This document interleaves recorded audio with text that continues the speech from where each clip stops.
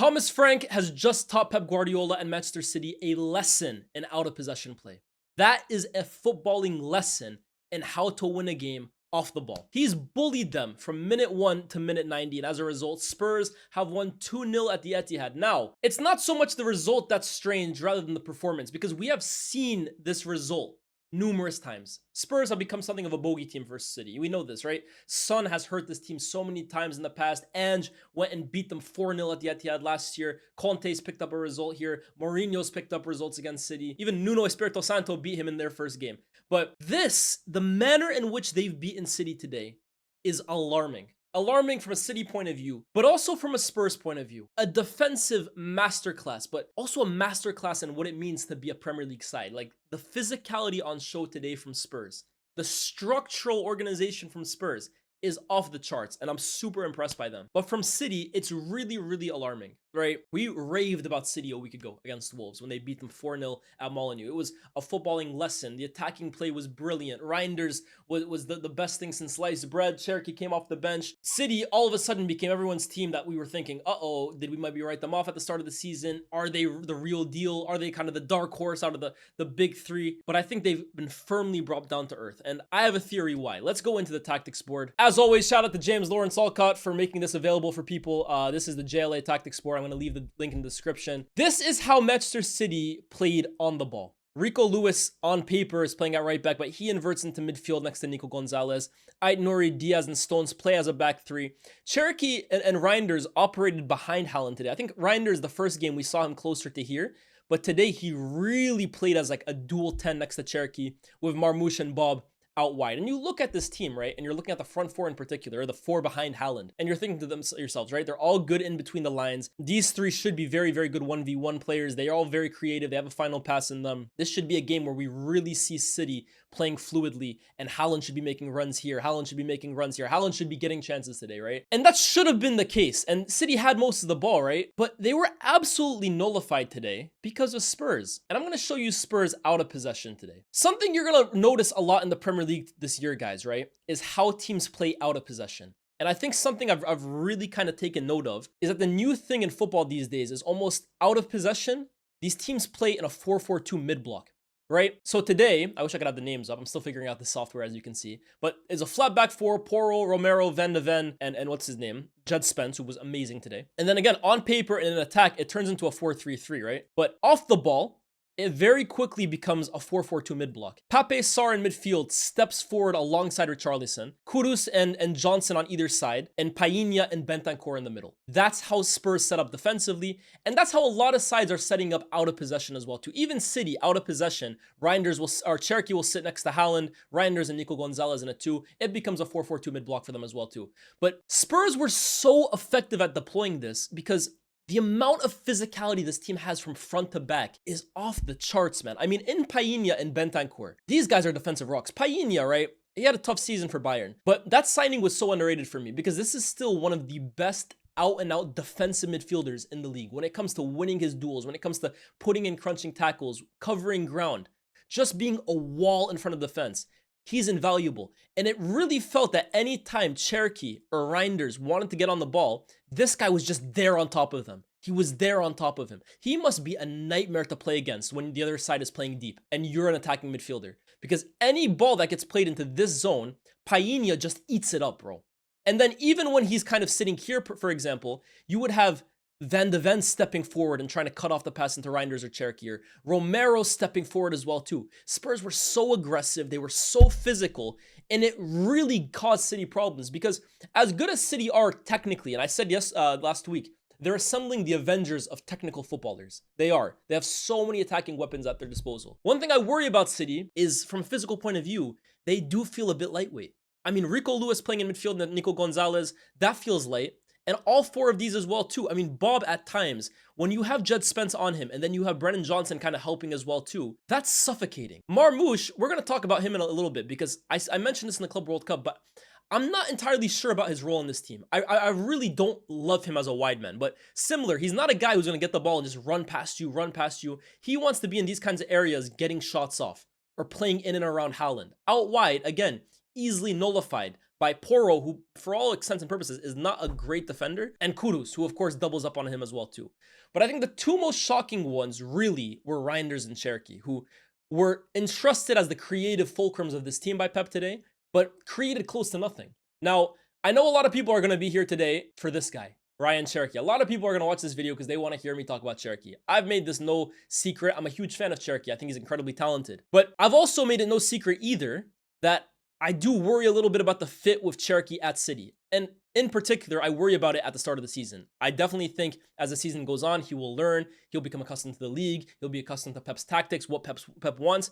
But at the start, I think he is still figuring it out. The thing with Cherki that made him so great at Lyon was he was effectively the entire heart of the attack. Everything goes through him. And as a result of that, he ends up getting maximum touches. Everything goes through him. He touches the ball so many times a game. I watched today's game, and after 30 minutes, I don't think Cherki touched the ball more than 10 times. The game completely bypassed him. And that's because City operate as almost a living organism rather than through one man. It's always been like that. Even De Bruyne, for all his brilliance, largely occupies this position, right? He doesn't pick up the ball and get 1,000 touches in here. And I think Cherki's still getting used to this new role. He's getting used to this new lack of responsibility, really. And at times, Cherki then, and I think Pep really dislikes this, but that's my opinion, Cherki will then attempt to pick up the ball here. He'll drop in here. He'll drop in here just to do 1-2s and stuff like that. I think he does get frustrated by a lack of involvement. The problem with Cherki is that he'll drop here and Bentancur will follow him.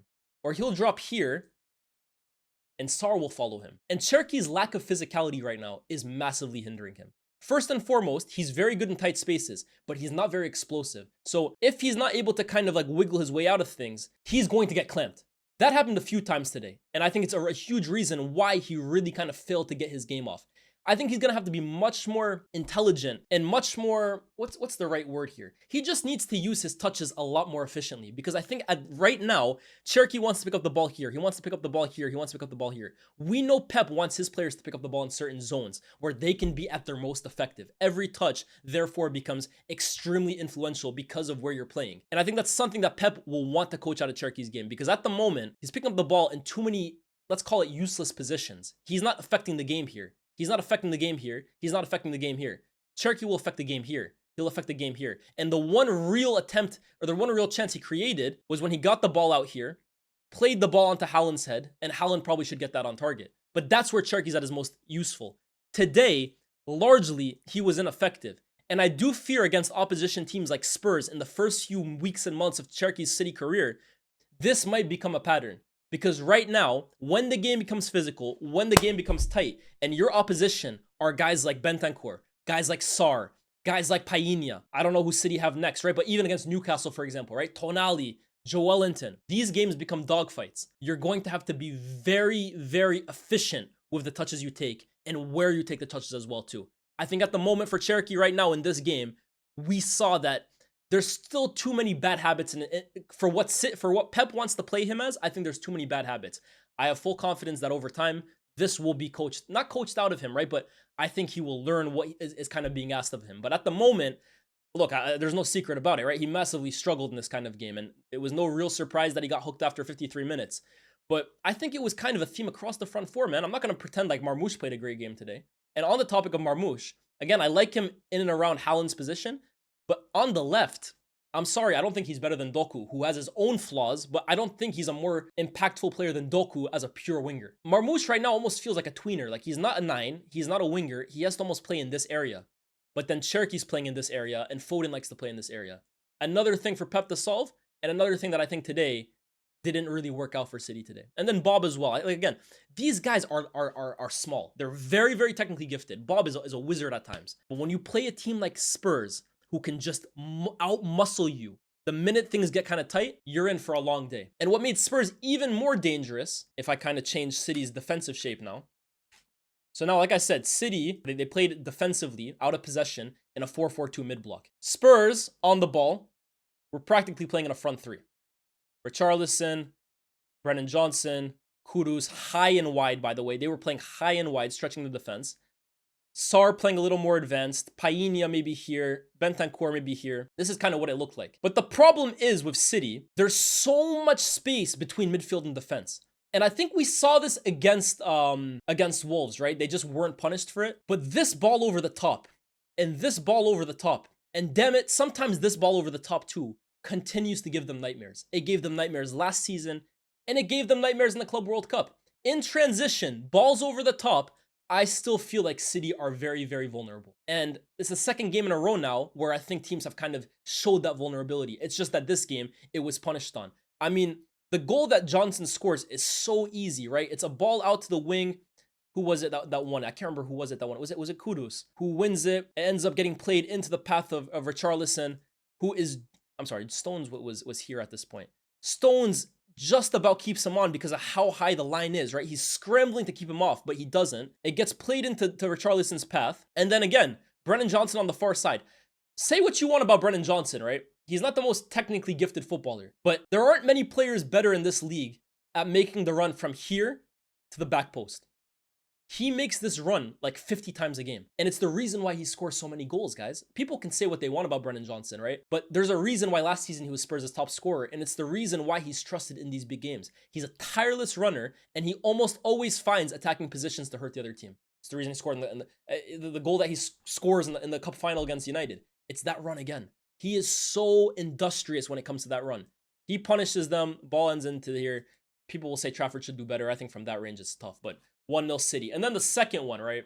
The second one, we genuinely do not even need the tactics board. That's just James Trafford trying to play out from the back, but playing the most kamikaze pass from out the back you will see. Now, some people will say, that's why you get Donnarumma. I'm sorry, guys, that's revisionist here. This is just now like result bias here. What do we think Donnarumma is doing in that situation? Have you guys ever watched Donnarumma before? The guy's not great with his feet. If anything, he probably would have made a bigger mistake than Trafford. Now, in terms of saving shots, Donnarumma's a better keeper than Trafford. But I don't think that incident right there is the stick to beat James Trafford for. Because Donnarumma coming in is not going to improve that side of the game for City. If anything, it'll end up just going more long. And City don't play that way. But James Trafford, again, from his own goal kick, completely messes it up. Plays it directly into the path, I think, of Richarlison.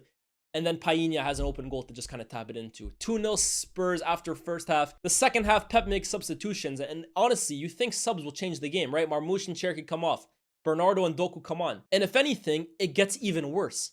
It gets even worse. This was one of the worst games I've seen City play. And I say that as someone who watched them win one game in 13 last year. They were so clueless on and off the ball today. And it has to be entirely worrying for Pep Guardiola. Just like last week, he will have been encouraged. This week, he has to be discouraged because it was so easy for Spurs today. Defensively, they had everything managed. Everything was in front of them. They never really seemed like they were getting stretched apart. And then on the ball as well, too. One ball over the top and City look at 6s and 7s. That's a huge concern. Now, I think this game is more about Spurs than it is about City. I think City, they have issues that they will have to kind of solve. But I think the biggest question with City, and I'm going to ask you guys this, is it personnel or is it tactical? I think it's a mixture of both. There's only one man that can solve City's problem right now. There's one man. His name is Rodri. The problem is that one man has to be playing at 80% or higher. If Rodri comes back to even 80% of the Rodri we know and love, this City team, a lot of their issues can be brought down a little bit. They can be minimized a little because he just solves so many problems on his own. He is an entire midfield on his own when he's at his best. But what does Rodri look like in 2025 coming off that injury?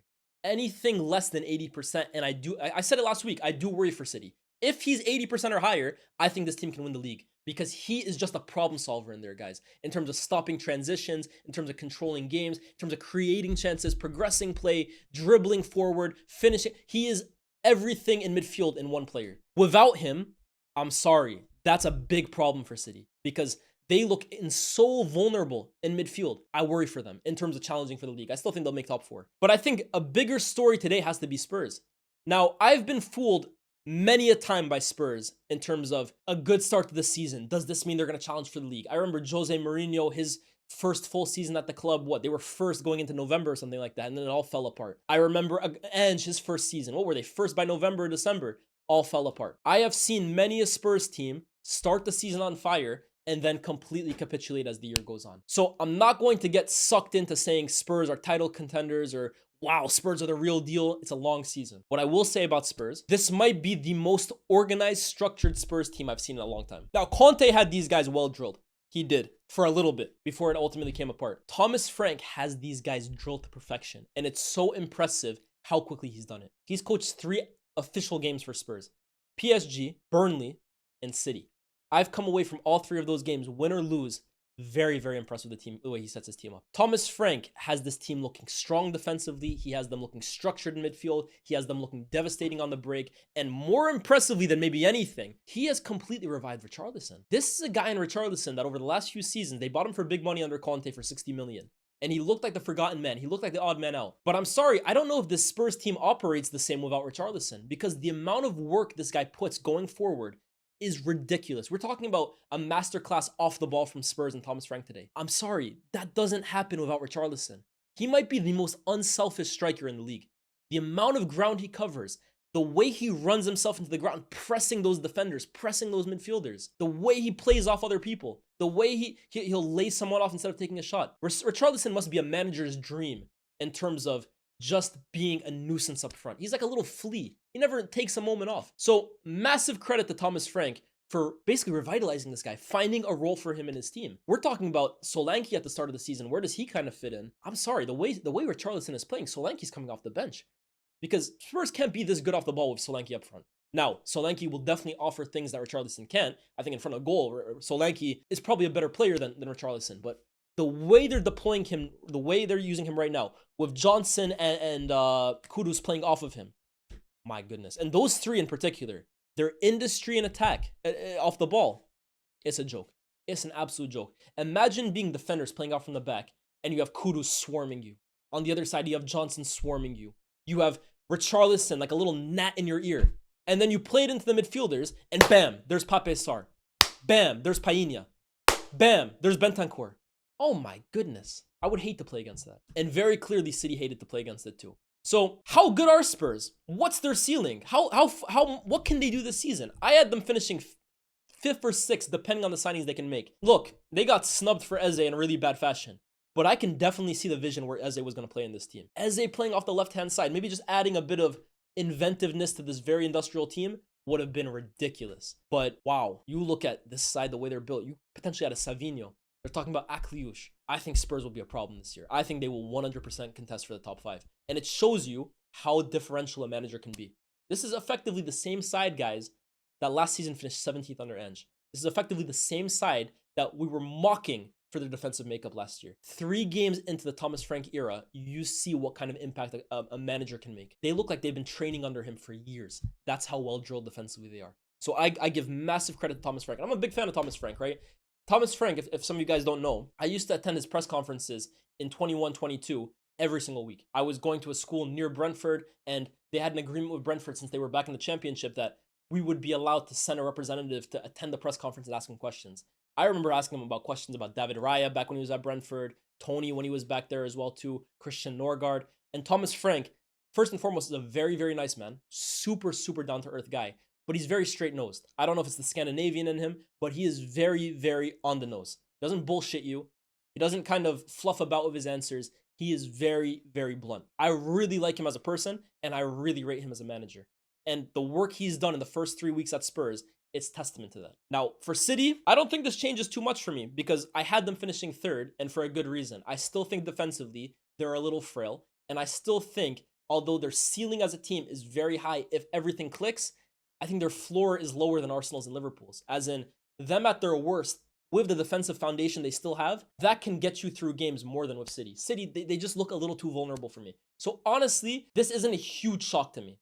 I think everything still kind of lies in the balance of what version of Rodri you get. But for where I had this team finishing, look, they've added great players. Reinders, Cherki, Ait-Nouri, James Trafford. They're still looking to bring in 1 or 2 more. But I still don't think the core crux of the issues City had last year has been solved. And I don't think it'll be solved until either Pep is slightly willing to tweak the way he plays or Rodri comes back and just puts a big band-aid over a plaster. Because this team will score against the best. I know they don't score today, but City, most games, will not go goalless. But my biggest worry for them is most games, will they be able to keep a clean sheet? Or will they at least be able to keep the opposition away from their goal? Because at the moment, everybody that plays against them looks like they can get some kind of success. So it's a long season for both, right? I think the big talking point, or the big thing to take away from most of these games earlier in the season, is try not to make too many overarching statements. And I know a lot of you guys are on Twitter. That is the GOAT of reactionary takes. On social media, you are only as good as your last game. Matheus Cunha was unbelievable the first game. If he plays poor against Fulham,